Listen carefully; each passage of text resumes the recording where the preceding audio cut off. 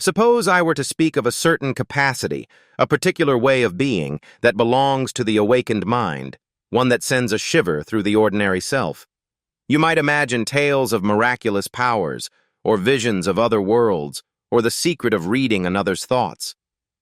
But it is none of these things.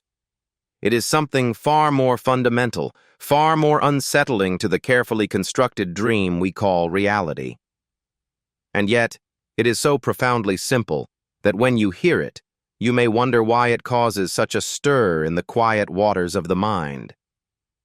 This quiet art I speak of is simply this. The awakened mind has the gift of seeing what is, just as it is, without the veil of thought, without the ceaseless chatter of the inner voice, without this frantic urge to place a label on everything, to sort, to judge, and to twist the world to fit the shape of our own private fears and desires. Now, let us explore this a little, for I know it sounds rather harmless when said so plainly, doesn't it? Ah, to see things as they are. How very lovely. But we must look deeper to see the true nature of this, and why it is so deeply unsettling to a mind that has not yet learned to be still. You see, the great majority of us do not experience reality directly. We experience our thinking about it. We see the world through the lens of our beliefs, our conditioning, our fears, and our wanting. We see the ghosts of yesterday projected upon the clean mirror of the now. We are adrift in a thick fog of our own making, a fog of ideas and opinions, and we have come to believe this fog is the landscape itself. Let us consider an example. Imagine you meet a stranger, and in just a few fleeting moments, the mind has already placed them in a box.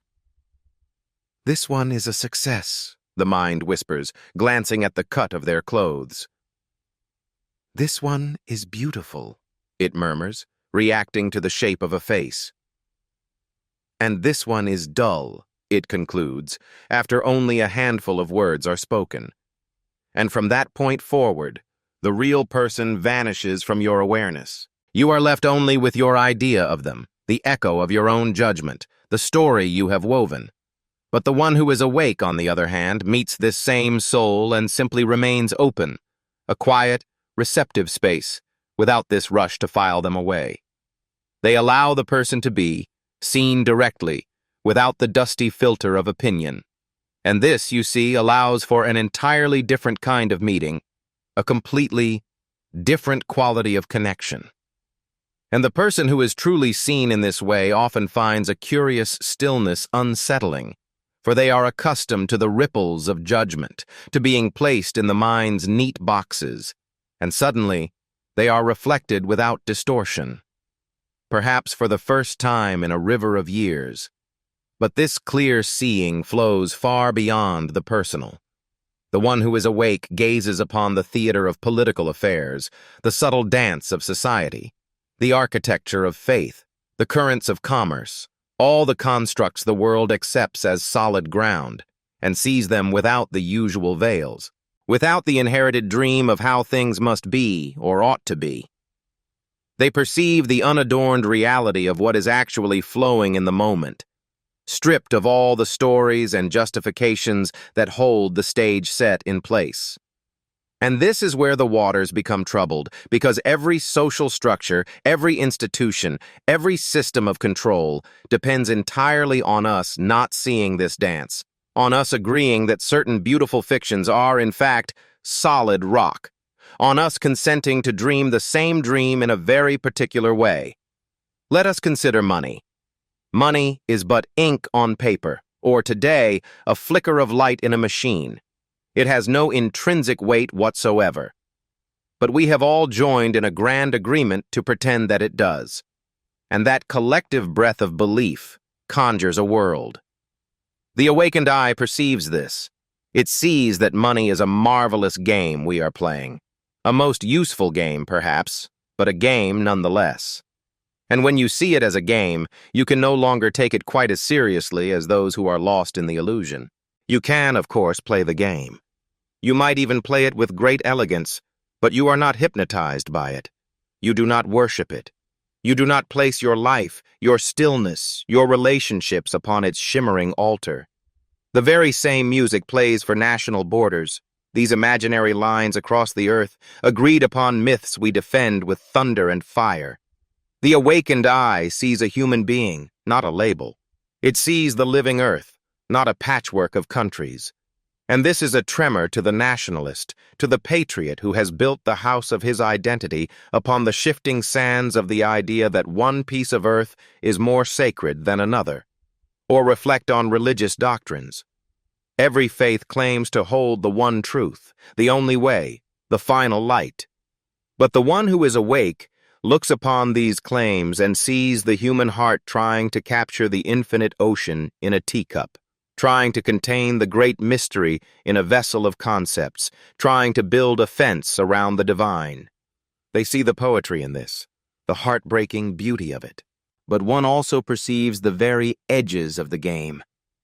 The way these stories divide the world into believers and non-believers, the saved and the lost, into us and them. And when you begin to see through the beautiful collective dream that holds our world together, you become a curious disturbance in the pattern.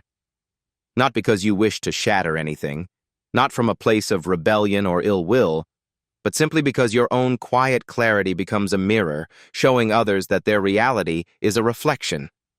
Your very way of moving through life reveals that the emperor is, in fact, wearing no clothes. And you see, we do not always wish to look in that mirror.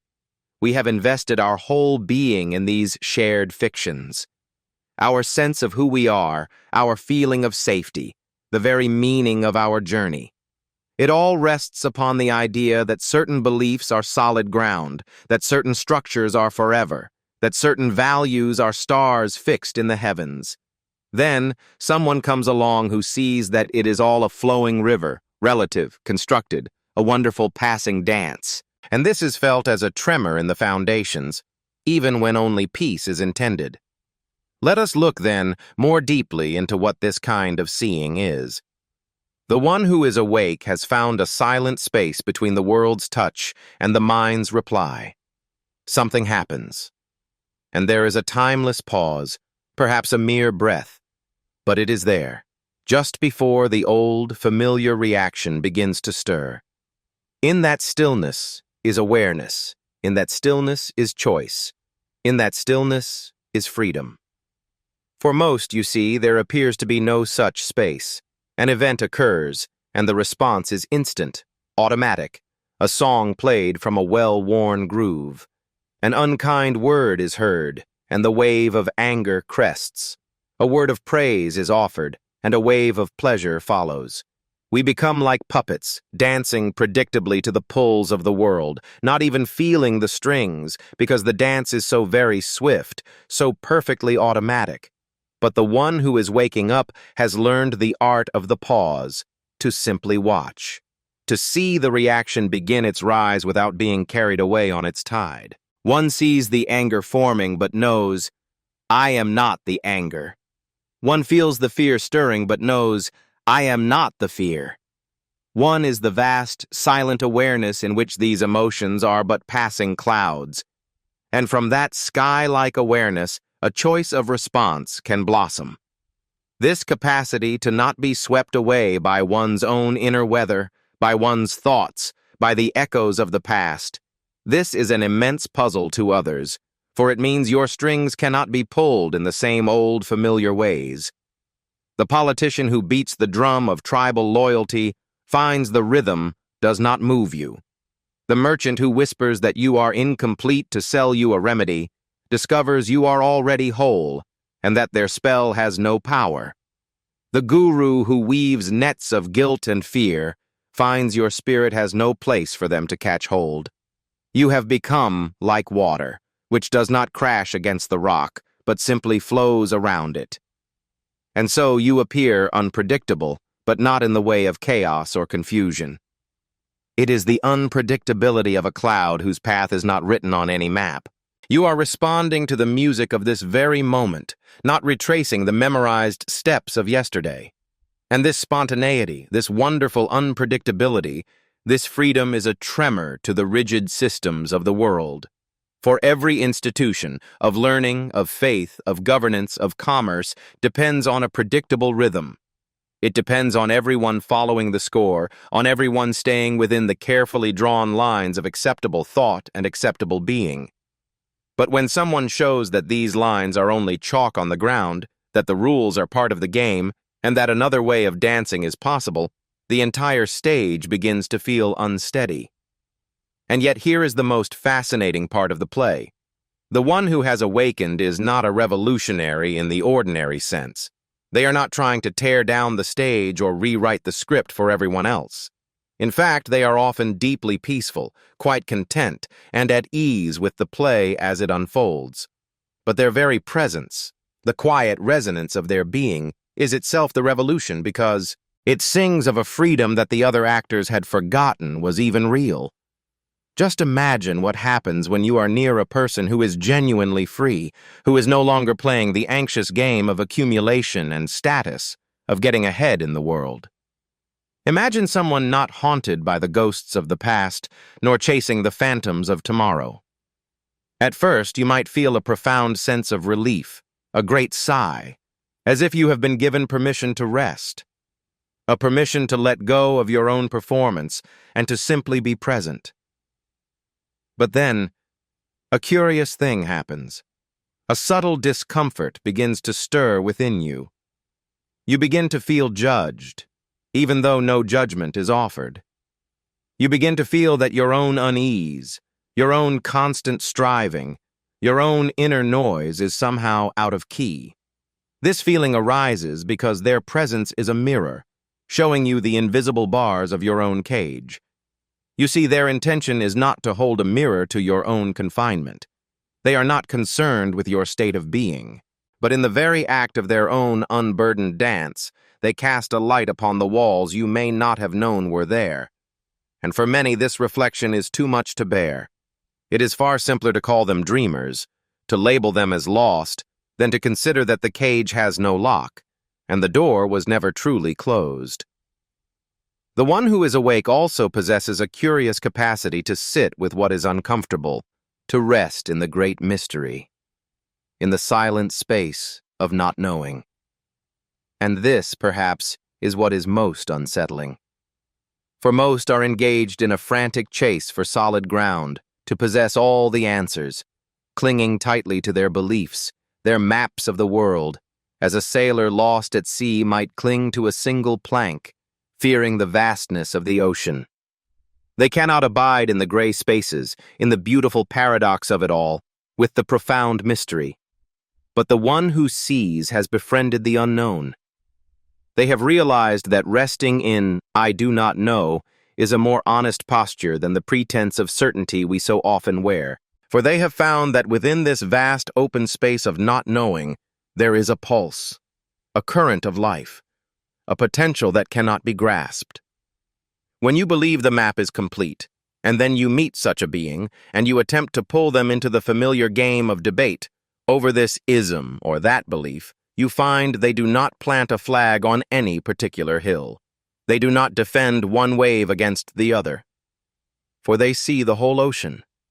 They can hold the sun and the moon in the same sky without demanding one must win. And this, you see, is tremendously frustrating for a mind that needs the world neatly sorted, a mind that requires clear villains and heroes, and simple tunes for a grand, complex symphony. I recall a time, a conversation with a gentleman who was deeply anchored to a particular political harbor. He wished for me to agree with him, to confirm his map of the world, to join his crew. But when I suggested the wind might blow from another direction, a storm began to brew in his eyes. "Which ship do you sail for?" he demanded to know.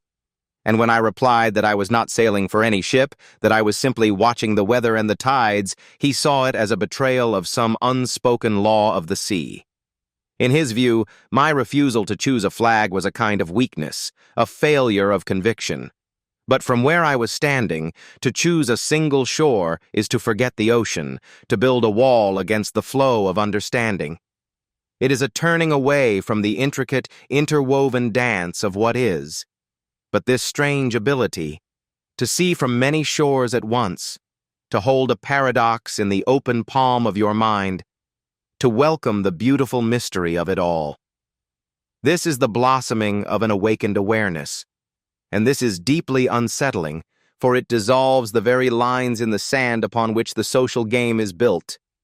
The drawing of sides becomes a curious puzzle. The grand pronouncements lose their spell.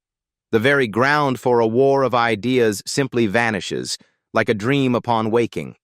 The one who sees cannot be recruited to your cause, for they perceive that your noble flag and the opposing flag are but two ripples spreading from the same stone cast in the pond of life. Each is a partial truth, a beautiful but incomplete note in a grander symphony. This is not apathy, not at all. They may indeed move with great passion to alter the currents of the world, but they do so without the frantic certainty, without the desperate conviction that their map is the only true landscape, and all others lead to ruin. Another facet of this clarity is the quiet perception of the hidden streams that guide people, the deep, unconscious currents that they themselves do not yet see.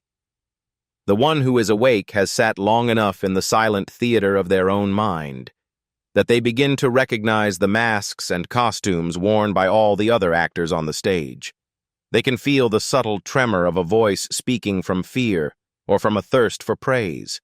They see the ghost of insecurity, the shadow of a need to command the tide.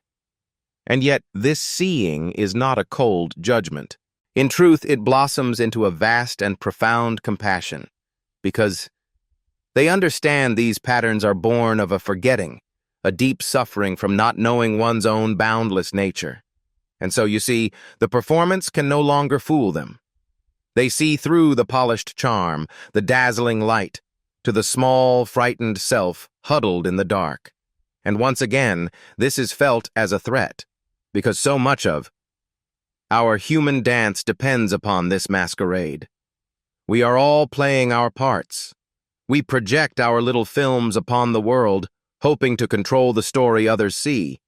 But when someone arrives who sees through the film, who perceives the quiet reality behind the screen, it is like being in a dream and suddenly knowing you are dreaming.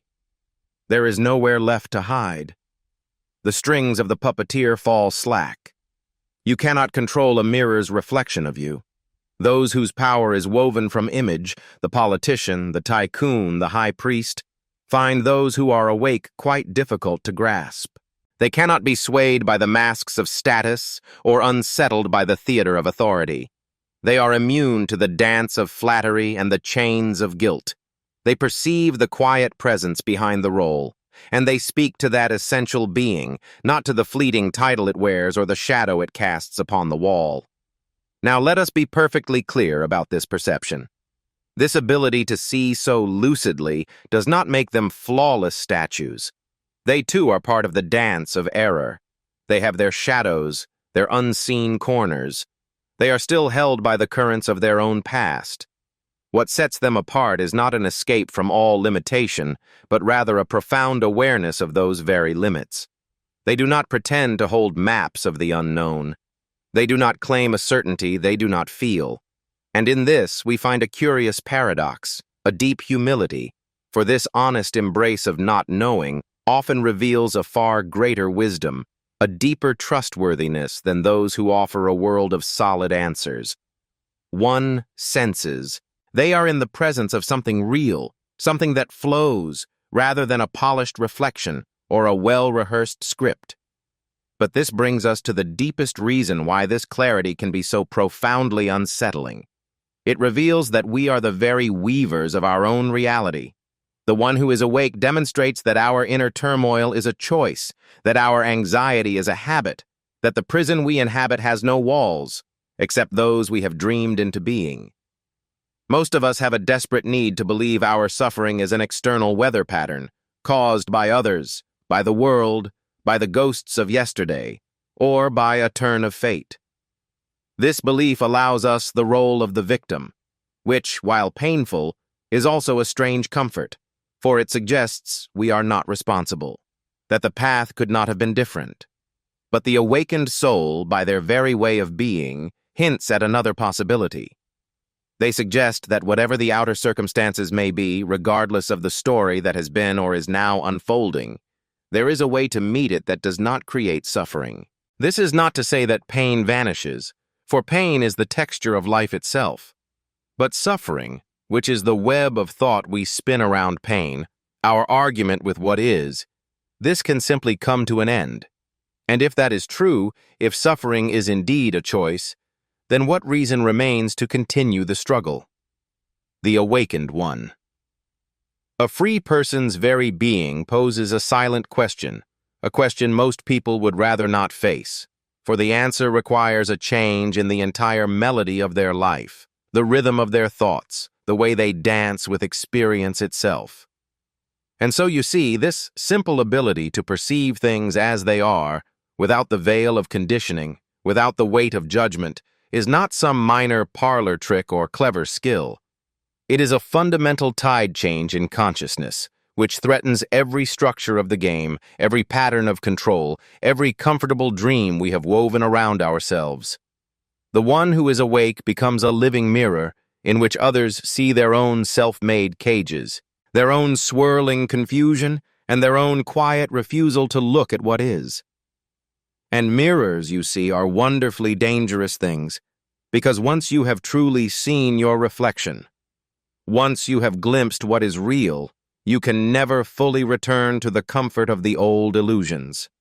This is why, through the great river of time, those who are truly awake have often been silenced, imprisoned, pushed to the margins, or dismissed as fools. Not because they were violent, not because they posed any threat in the ordinary sense, but because their clear sight was a current that threatened to stir others, to disturb the great collective dream, to reveal the playful, empty nature of all the structures we take for solid ground. And yet, in a marvelous paradox, these same beings are also revered, celebrated, and turned into saints, but only after they are safely gone and their wild teachings have been tamed. We build statues to them, while quietly ignoring the music they actually played, the dance they actually demonstrated.